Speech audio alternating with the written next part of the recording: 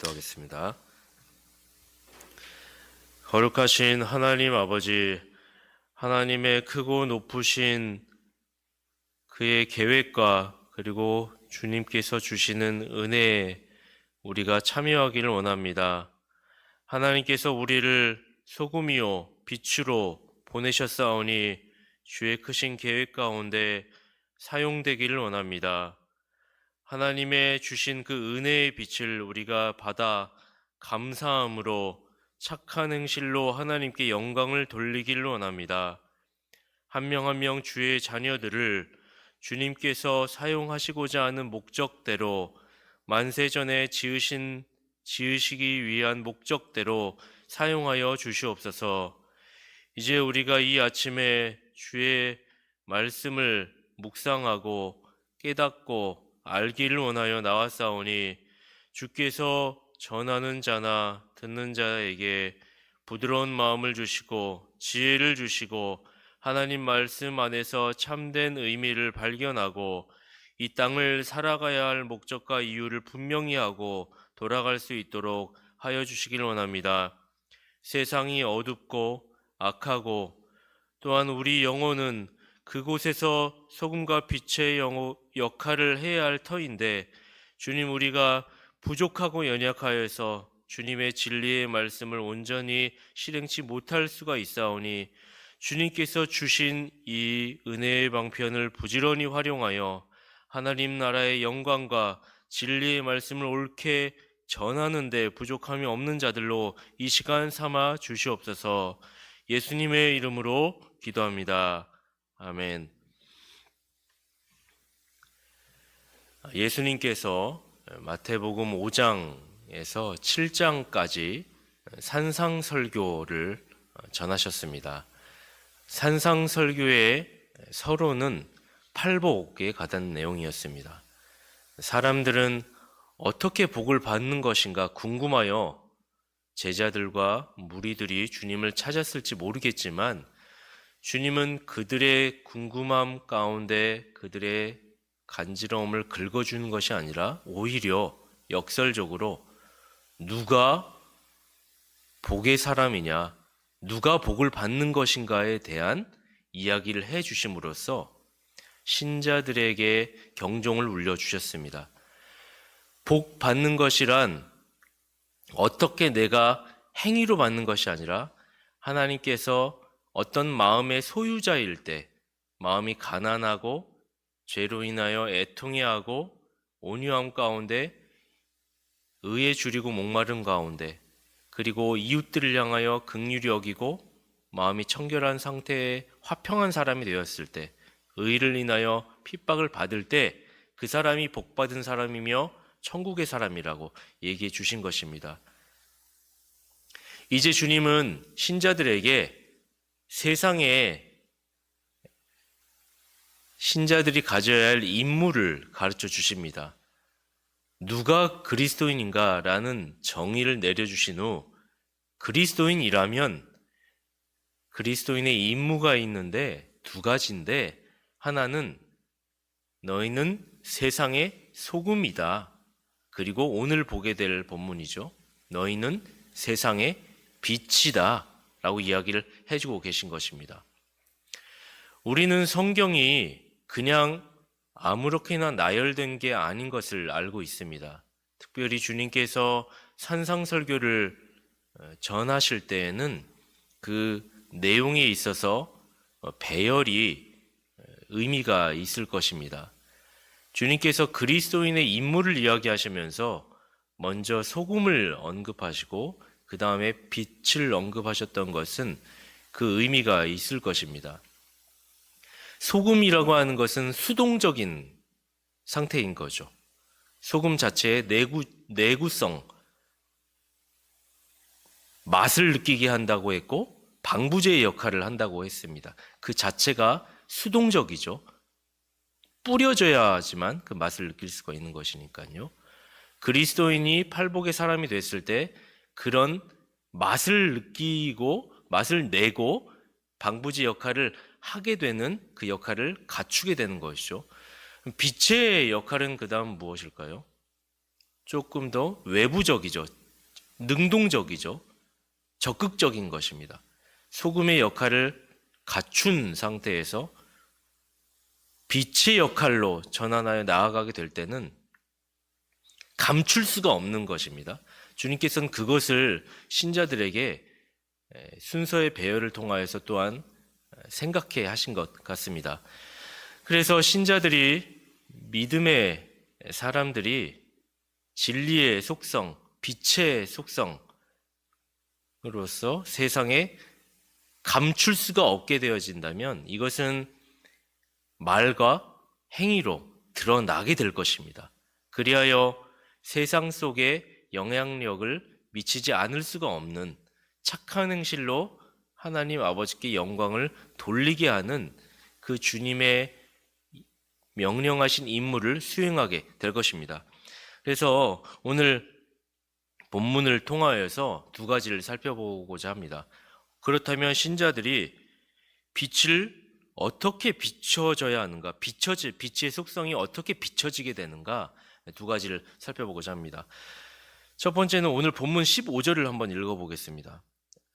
14절, 15절 연결해서 한번 읽어보겠습니다. 너희는 세상의 빛이라 산 위에 있는 동네가 숨기우지 못할 것이요 사람이 등불을 켜서 말 아래 두지 아니하고 등경 위에 두나니 이러므로 집안 모든 사람에게 비추느니라. 등불에 불을 붙이는 목적은 그 빛이 특정 지역 안에 퍼지고 발산되기 위함이죠. 빛이 발산되는 것이 빛의 속성인 것입니다. 그러니까 첫째로는 빛은 어둠에 속한 것을 노출시키는 일을 하는 것입니다. 내가 어둠에 있다라는 것이 들통이 나는 것이죠. 알게 되는 것입니다. 가령 시골길을 우리가 운전을 해서 가게 됐을 때 자동차 라이트를 탁 켜면 깜깜한, 가로등도 없는 시골길이 있지 않습니까? 깜깜한 곳에 라이트가 탁 켜지면 딱 그 라이트가 켜진 그곳만 빛이 비춰지게 되는 것이죠. 또 이런 예는 어떨지 모르겠습니다. 우리가 오랜 그 쾌쾌한 하숙방이 있다고 해보시죠. 거기에 오랜 시간 그 방을 비웠다가 휴가를 마치고 집에 들어와서 불을 탁 켜면, 좀 아침부터 죄송한 말씀이지만 바퀴벌레가 싹 지나가는 것입니다. 마치 이 세상을 주님께서 흑암에 가득한 이 세상에 빛을 비추시게 됐을 때 우리의 존재들이 바퀴벌레와 같이 순간 나의 모든 것이 드러나게 되어 부끄러움과 수치를 느끼게 되고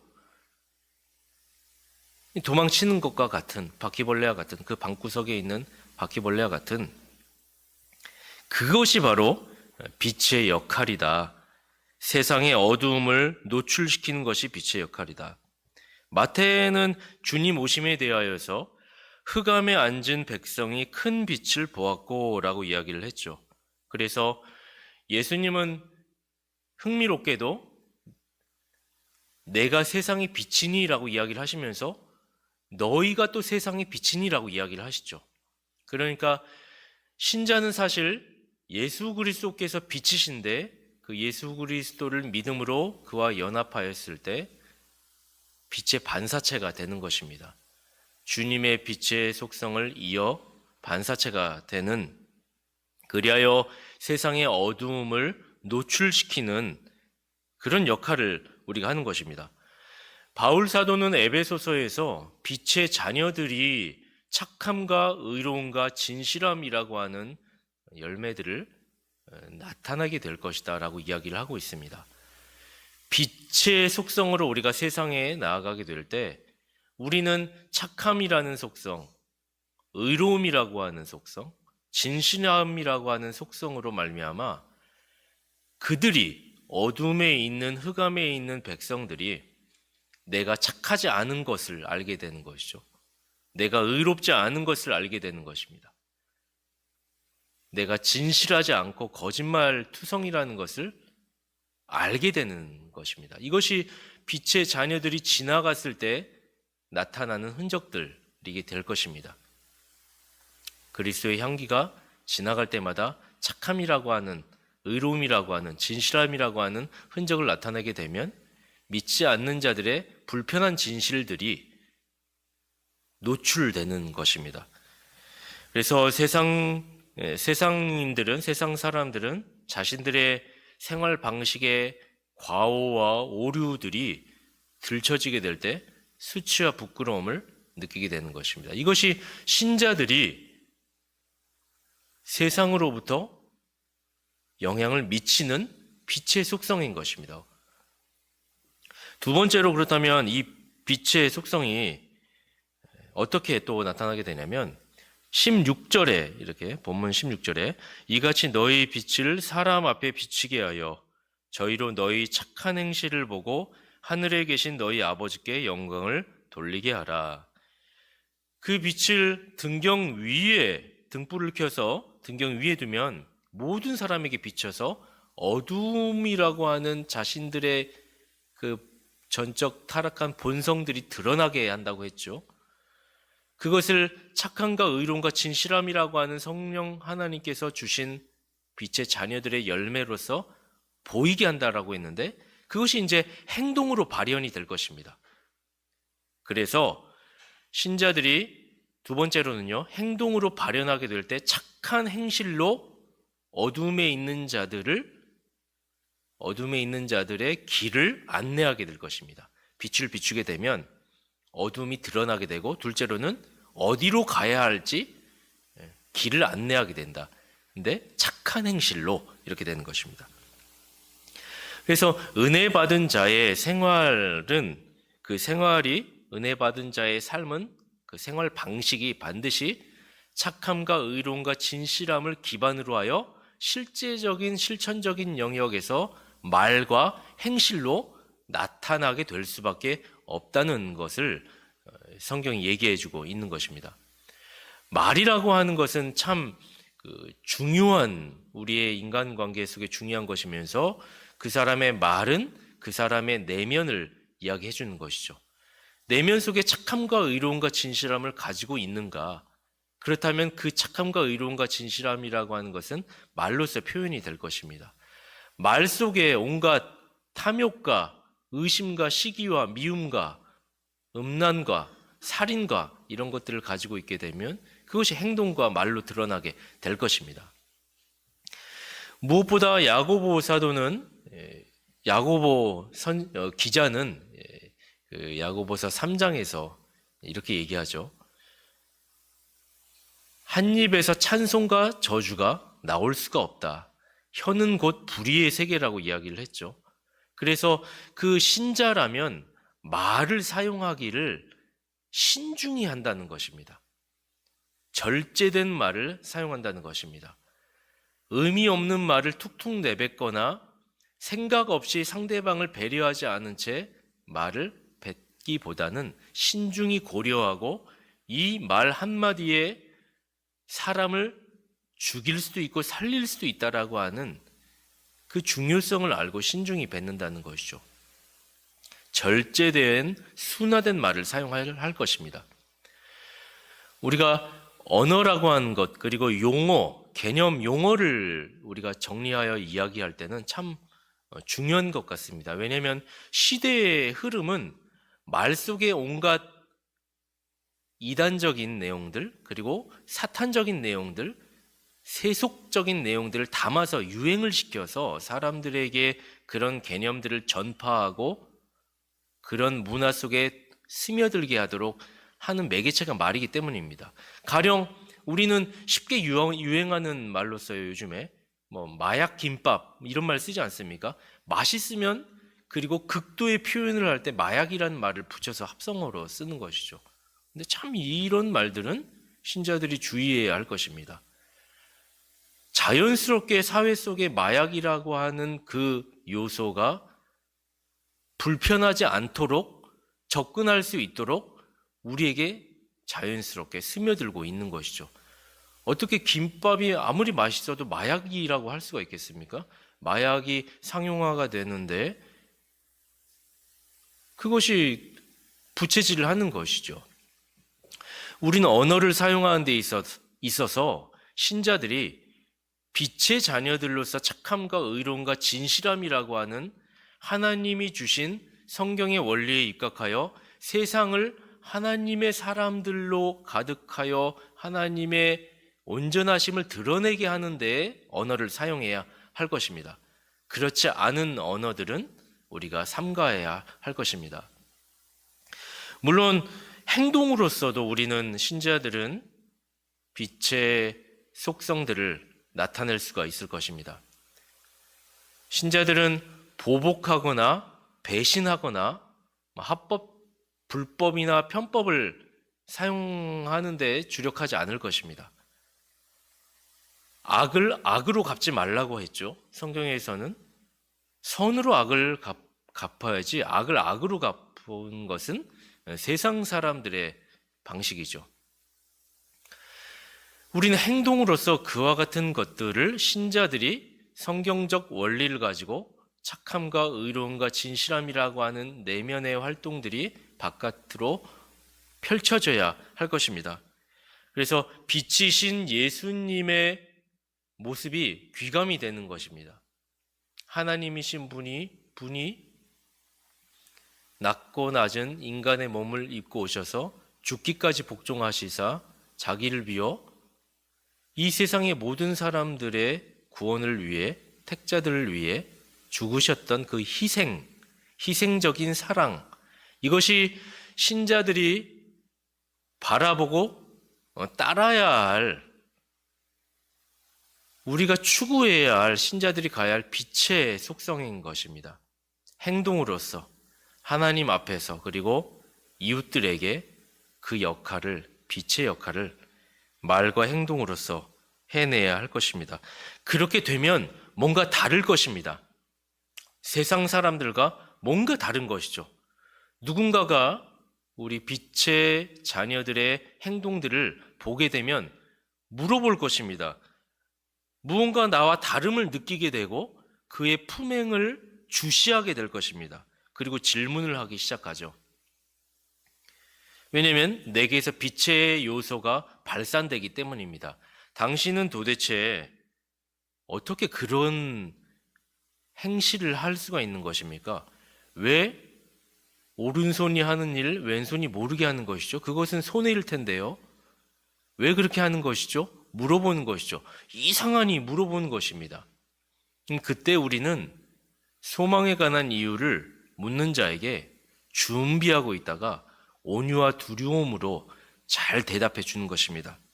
그럼으로써 이 선으로 악을 이기는 원리, 자기 희생의 원리가 결국은 이기는 원리인 것을, 미랄이 되어 썩어져 열매를 맺는 원리인 것을 그들에게 가르쳐 주게 될 때 나의 착한 행실로 말미암아 아버지 하나님께 영광을 돌릴 수 있는 그 일이 마련이 되는 것입니다. 그런 역할들을 저와 여러분이 하나님께서 주신 힘으로 해내게 되기를 소망합니다. 결론입니다. 주님으로부터 부여받은 팔복의 사람의 임무 두 가지 중에 어제 소금의 임무, 그리고 오늘 빛의, 너희는 세상의 빛이라, 빛의 임무였습니다. 빛을 어떻게 비춰야 하는가, 빛이 비춰지게 될 때 어떻게 우리가 그 역할을 하게 되는가. 첫째로는 세상의 어두움을 드러내게 한다. 노출시키는 역할을 한다. 그들이 자신이 어두움임을 알게 하는 역할을 한다. 그리고 두 번째로는 착한 행실로 그 어두움에 있는 자들을 이제 바른 길, 옳은 길, 진리의 길, 옛적 그 선한 길, 그 길로 인도하는, 안내하는 역할을 한다는 것. 이 사실로 하나님께서 영광을 받게 되기를 간절히 소원합니다. 기도하겠습니다. 하나님 아버지, 우리를 빛의 속성을 힘입어 착함과 의로움과 진실함으로 세상에 놓이게 하시니 감사합니다. 이 사명을 우리가 알고 부끄럽지 않은 주의 종들이 되도록 주님 도와주시옵소서. 우리 주위에 여전히 어둠 가운데 놓여 있는 지체들이 있습니다. 사랑하는 가족들이 있을 수도 있고, 이웃 동료들과 친한 오랜 벗들이 있을 수 있습니다. 그들에게 주님께서 나를 택하여 보내신 이유를 착한 행실을 통하여 아버지 하나님께 영광을 돌림으로 발견하게 하여 주시옵소서.